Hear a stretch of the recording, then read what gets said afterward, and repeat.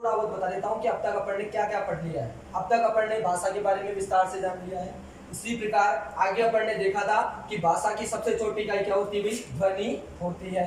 ये भी अपन ने देख लिया। फिर आगे अपन ने क्या देखा था कि ध्वनि के भी क्या होते हैं भाई, दो रूप होते हैं, वर्ण और अक्षर। ठीक है, ये भी अपन ने देख लिया कि ध्वनि के कितने रूप होते हैं, दो रूप होते हैं, वर्ण और अक्षर। आगे अपन ने देखा, ठीक है, आगे अपन ने किस पर चर्चा की, अपन ने शब्द के बारे में चर्चा की है। ठीक है, शब्द के बाद में अपन ने चर्चा की है किसके, पद के बारे में चर्चा की है। इसी प्रकार आगे अपन चर्चा करते हैं किस पर, वाक्य पर। ठीक है, ये कुछ बेसिक शब्द है, इनके बारे में मैं आपको बता रहा हूँ। ठीक है, तो आगे अपन चर्चा करते हैं किस पर, वाक्य पर। तो वाक्य पर विस्तार से क्या करते हैं, अपन चर्चा करते हैं। ठीक है, वाक्य क्या होता है, तो ध्यान से सुनना। दो या दो से अधिक शब्दों के सार्थक समूह को क्या कहते हैं, वाक्य कहते हैं। ठीक है भाई, देखो मैंने अभी आपको शब्द के बारे में बताया, ठीक है, और अब मैं क्या बता रहा हूँ आपको, वाक्य के बारे में बता रहा हूँ। तो शब्द में तो मैंने क्या बताया था कि दो या दो से अधिक वर्णों के सार्थक समूह को क्या कहते हैं, शब्द कहते हैं। जबकि मैं वाक्य में क्या बता रहा हूँ आपको कि दो या दो से अधिक शब्दों के सार्थक समूह को क्या कहते हैं, वाक्य कहते हैं। ध्यान से सुनना, इन दोनों में एक ही अंतर है। शब्द तो क्या होता है, शब्द तो वर्णों से मिलकर बना होता है, जबकि वाक्य होता है ना, वो शब्दों से मिलकर बना होता है। ये ही इन दोनों में क्या है, अंतर है। ठीक है, तो आपकी समझ में आ गया होगा परिभाषा में कि वाक्य क्या होते हैं कि दो या दो से अधिक शब्दों के सार्थक समूह को क्या कहते हैं, वाक्य कहते हैं। जैसे अभी मैंने वाक्य लिखा था आपके सामने कि राम बहुत ही अच्छा लड़का है, तो ये क्या हो गया भाई, एक वाक्य हो गया, क्योंकि ये दो या दो से अधिक शब्दों से मिलकर बना है। ठीक है, तो आपके समझ में आ गया होगा। सबसे पहले अपन ने भाषा के बारे में देखा, फिर ध्वनि देखी, फिर वर्ण देखा, फिर अक्षर देखा, फिर शब्द देखा, फिर पद देखा, फिर वाक्य देखा। तो ये आपके कुछ बेसिक शब्द हैं जिनके बारे में अपने को पता होना अति आवश्यक है। ठीक है, तो आगे अपन चर्चा करते हैं। देखो, वर्ण की अभी मैंने आपको परिभाषा बताई थी कुछ समय पहले कि भाषा की वह छोटी से छोटी इकाई जिसके और अधिक टुकड़े न किए जा सके उसे क्या कहते हैं, वर्ण कहते हैं। या फिर आप ये भी कह सकते हो कि वे ध्वनियां जिन्हें और अधिक खंडित न किया जा सके उसे क्या कहते हैं, वर्ण कहते हैं। ठीक है, अब ध्यान से सुनना भी, वर्ण को भी क्या कर सकते हैं अपन, दो भागों में बांट सकते हैं। ठीक है, पहला कौन सा है, स्वर है, और दूसरा कौन सा है, व्यंजन है। अब देखो, अभी मैंने आपके सामने ये व्यंजन इस प्रकार से लिखा है, कई बुक्स में आपको ये भी लिखा हुआ मिल सकता है व्यंजन। ठीक है, लेकिन आप सभी जानते हैं कि अपने हिंदी में एक टॉपिक चलता है शुद्ध अशुद्ध का। ठीक है, उसमें आपसे पूछा जा सकता है कि वर्तनी की दृष्टि से इन दोनों में कौन सा शब्द शुद्ध है, तो आपको कौन सा बताना है, ये शब्द क्या बताना है आपको, एकदम शुद्ध बताना है। ये वर्तनी की दृष्टि से क्या है, अशुद्ध है भाई। और इसमें अशुद्धि का जो कारण है वो कौन सा कारण है भाई, संधि की दृष्टि से ये क्या है, शब्द अशुद्ध है। और मैं आपको और आगे विस्तार से बताऊंगा इसके बारे में जब अपन संधि टॉपिक पढ़ेंगे। लेकिन अभी मैंने ये बता दिया है कि अगर आपसे ऐसे प्रश्न पूछा जाए तो आपको ये बताना है कि ये वर्तनी की दृष्टि से एकदम शुद्ध है, लेकिन ये अशुद्ध है क्योंकि इसमें संधि के कारण ये शब्द क्या है, अशुद्ध है। तो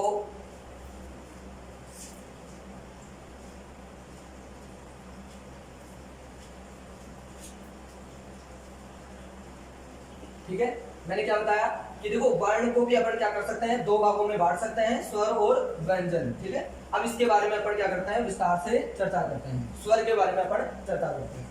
देखो, कई विद्यार्थियों को स्वर की परिभाषा ही नहीं पता होती, कई विद्यार्थियों को ये नहीं पता होता कि स्वर क्या होते हैं। उनको ये पता रहता है कि ए आ ई, ये क्या होता है, स्वर होते हैं। हालांकि उनको ये नहीं पता होता कि स्वरों की संख्या कितनी होती है।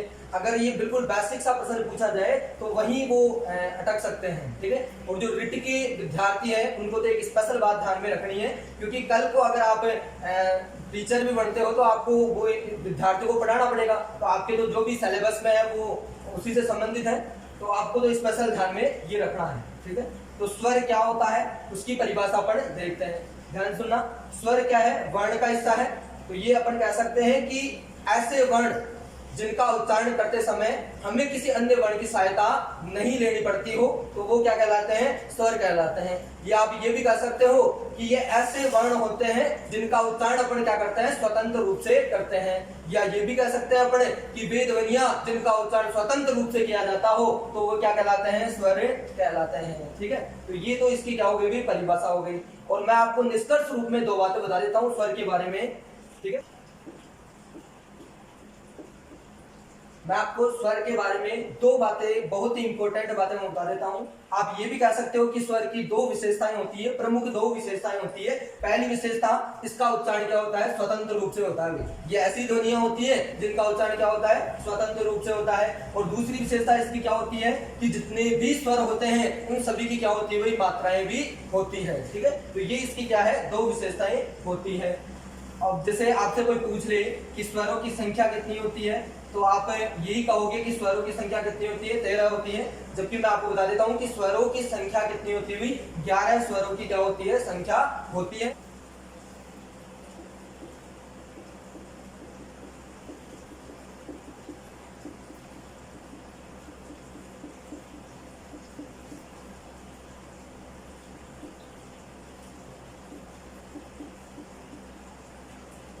ये देखो मैंने आपके सामने ये स्वर लिख दिए हैं, जो हिंदी भाषा में ये क्या है, 11 स्वर हैं।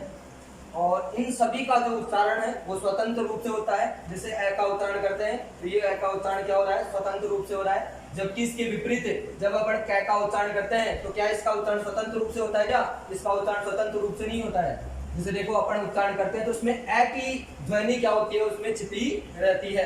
इसी कारण तो अपन व्यंजन की परिभाषा में बताते हैं कि ऐसी ध्वनियां जो स्वरों की सहायता से बोली जाती है उसे क्या कहते हैं, अपन व्यंजन कहते हैं। तो इन दोनों में क्या अंतर है, अगर आपसे कोई पूछे कि स्वर और व्यंजन में क्या अंतर है, तो एक प्रमुख अंतर क्या है कि स्वरों का तो उच्चारण क्या होता है, स्वतंत्र रूप से होता है। जबकि इसके विपरीत जितने भी व्यंजन वर्ण होते हैं उनका उच्चारण क्या होता है, भी स्वरों की सहायता से उनका क्या होता है, उच्चारण होता है। तो ये आपके सामने हिंदी में जो 11 स्वर हैं और इन सभी की क्या होती है, मात्राएं भी होती है, जो मैं आपको बता रहा हूं।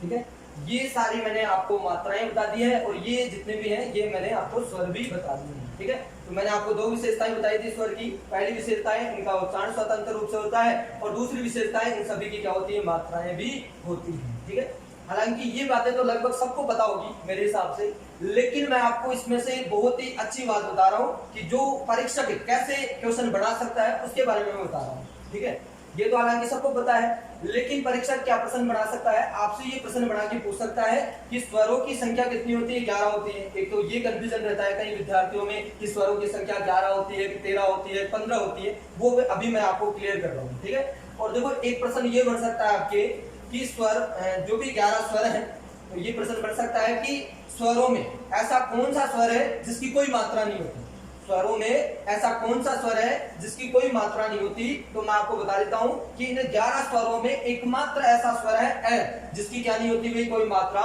नहीं होती। इसी कारण तो मैंने क्या कर दिया, यहाँ पे डैश कर दिया, भाई ये कोई मात्रा नहीं है। कई विद्यार्थी ऐसे बोलते हैं कि सर हम लिखते हैं काम, ठीक है, और यहाँ पर ये लगा दिया ना हमने, तो ये क्या हो गई, भाई मात्रा हो गई।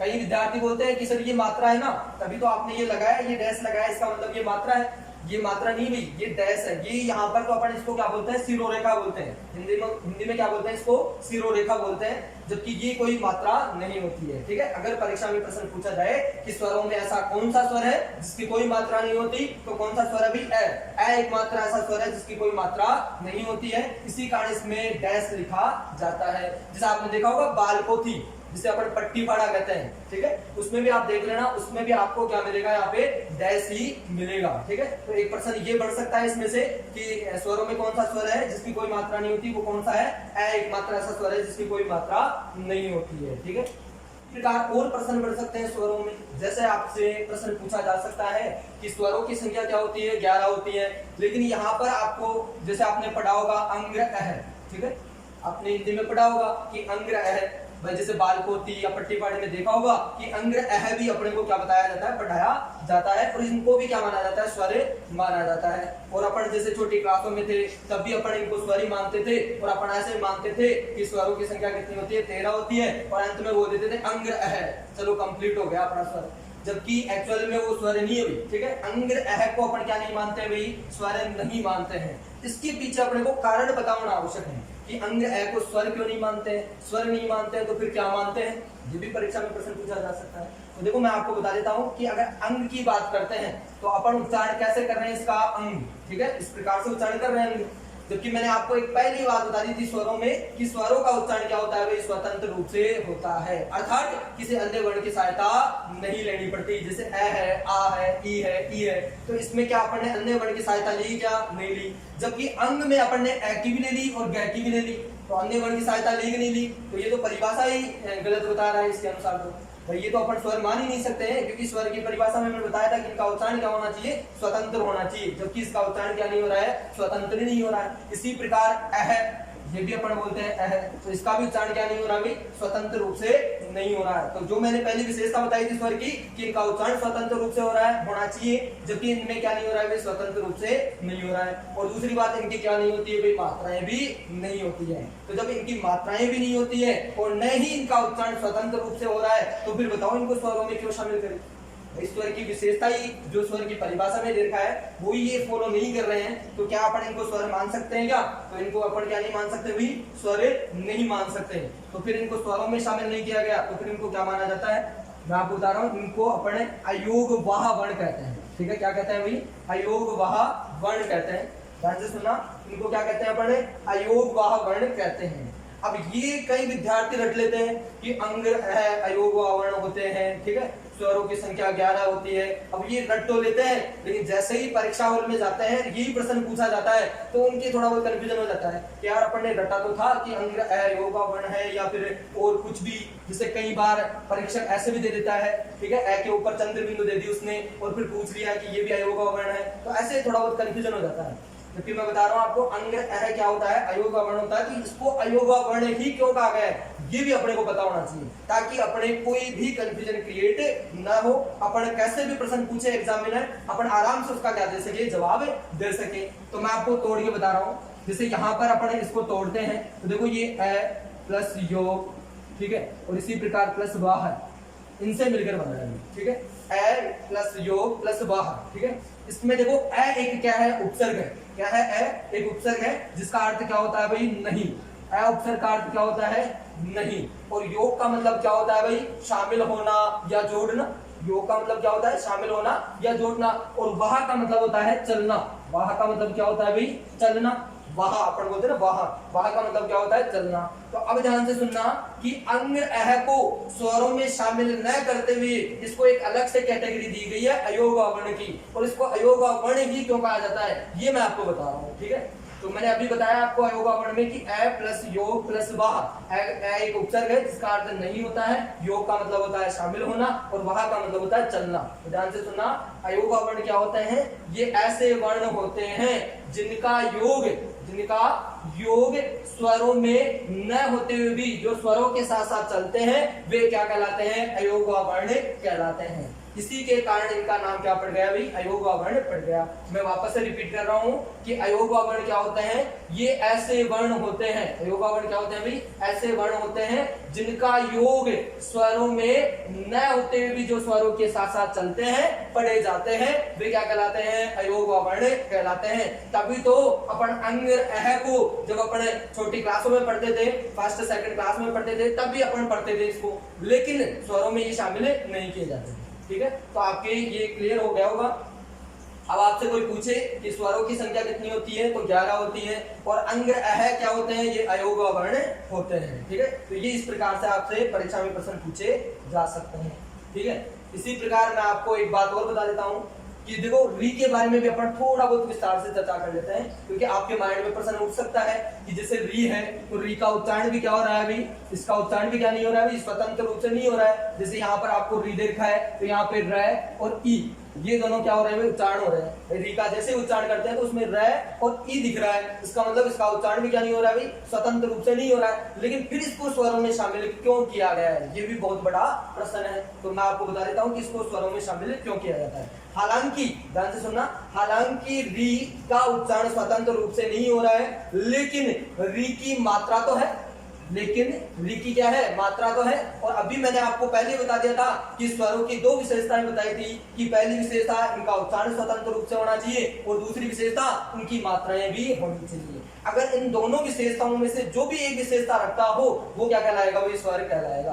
तो ध्यान से सुनना, री का उच्चारण हालांकि स्वतंत्र रूप से नहीं हो रहा है क्योंकि अन्य वर्ण की सहायता लेनी पड़ रही है अपने को, लेकिन इसकी मात्रा होने के कारण इसको क्या मान लिया गया, वो स्वर मान लिया गया है। अब देखो आपके सामने कितने प्रश्न निकल गए आगे।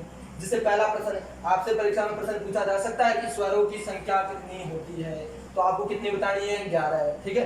दूसरा प्रश्न है अयोग वर्णों की संख्या कितनी होती है, तो आपको कितने बताने हैं, 2। कौन कौन से अंग है। तीसरा प्रश्न है कि स्वरों में ऐसा कौन सा स्वर है जिसकी कोई मात्रा नहीं होती, तो वो कौन सा है, ए एक मात्रा ऐसा स्वर है जिसकी कोई मात्रा नहीं होती, ठीक है।